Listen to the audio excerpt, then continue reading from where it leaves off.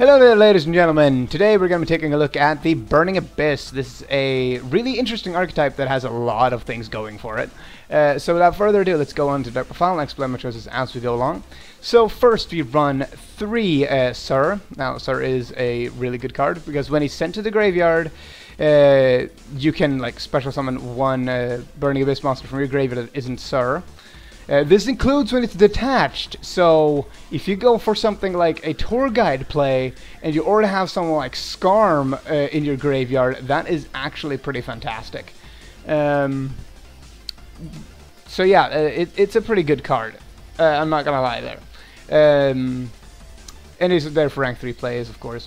Next round 3 Mathematician. This is basically just there to ditch Skarm and then just draw a card off of it. So yeah, and also there for any other rank 3 plays that we might get off with Crane or stuff like that.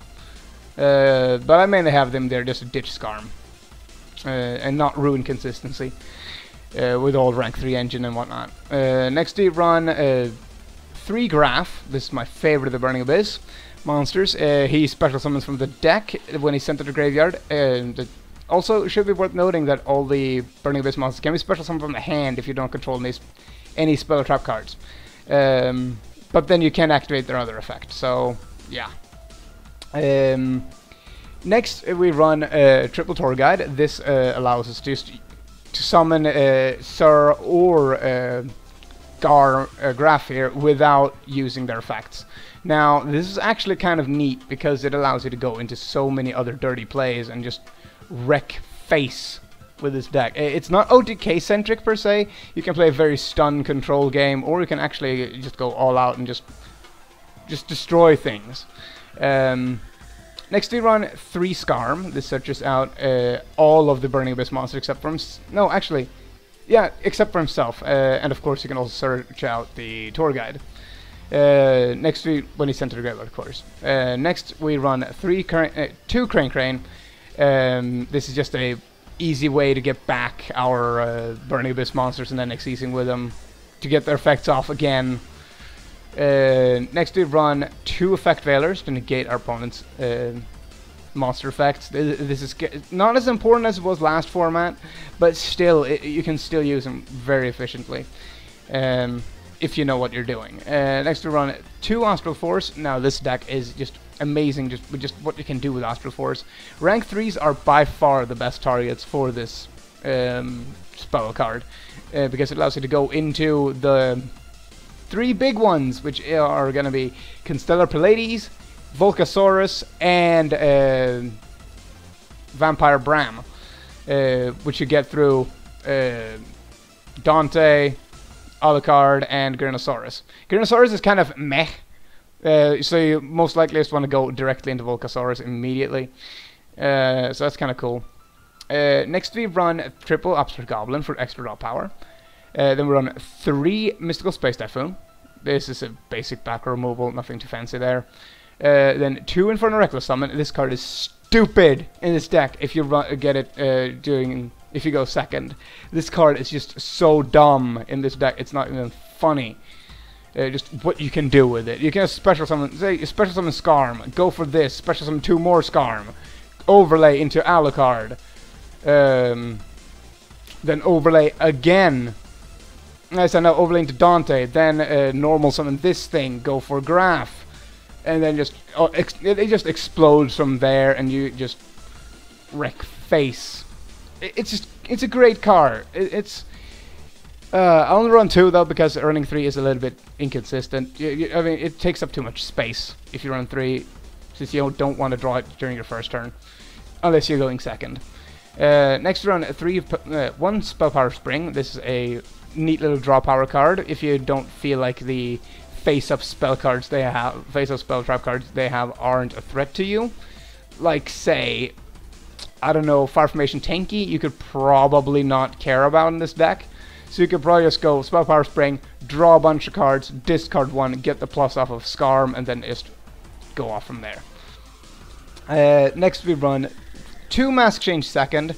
This is our entryway into Mask-Hero Darklaw. Since everything except Mathematician and Crane and effectively, which you're not going to summon, are dark monsters.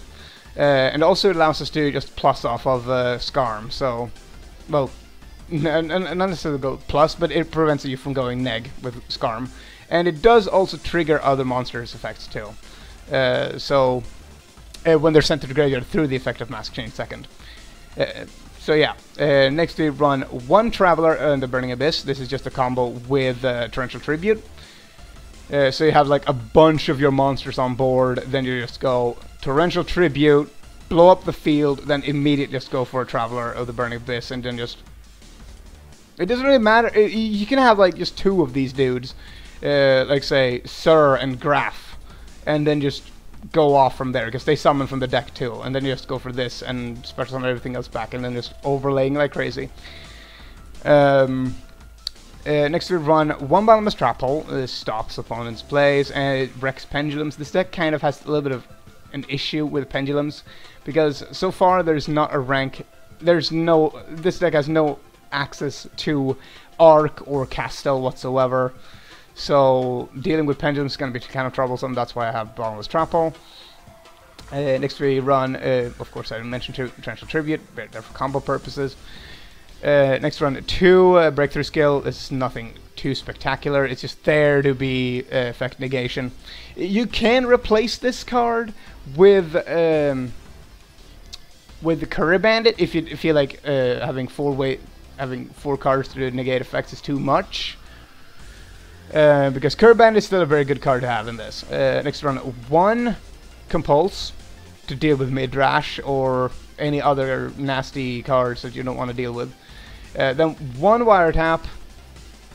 Not much needs to be said there. It's just a way to negate traps.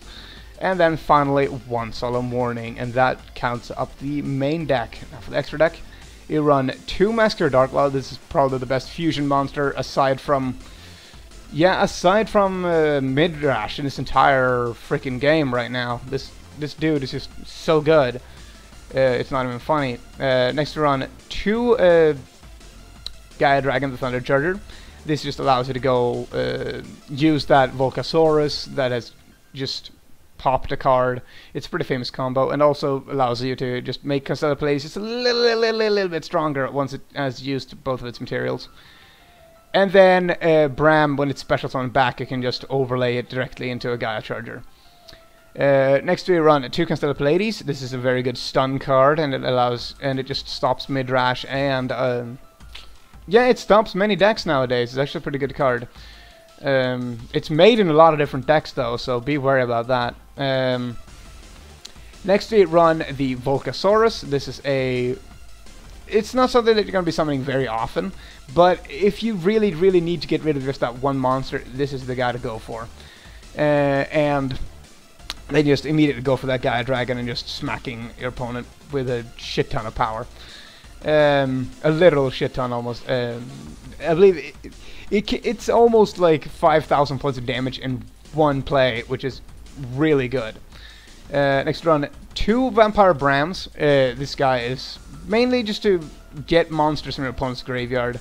Like say maybe a Midrash or something. I don't really know what you would want to special summon with this guy. Mainly he's just there to be a big beat stick that can special summon stuff from the graveyard, from your opponent's graveyard, and in case he should be destroyed during your next standby phase, you special summon him back and then just overlay him with a Gaia Dragon, and that's basically it. Now for actual et.c monsters that we're going to be playing in this that aren't rank up targets.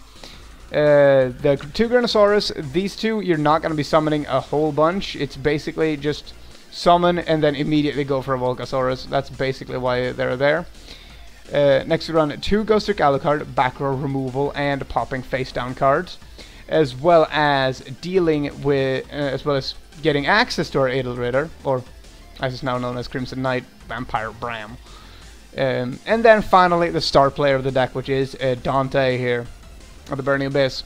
Through him you can just go into Constellar Pleiades after milling 3 and just having something ridiculous on board without losing any sort of attack power whatsoever, while still maintaining field presence. Is actually pretty great. So that is basically the deck profile. Tell me what you guys think, and I'm out.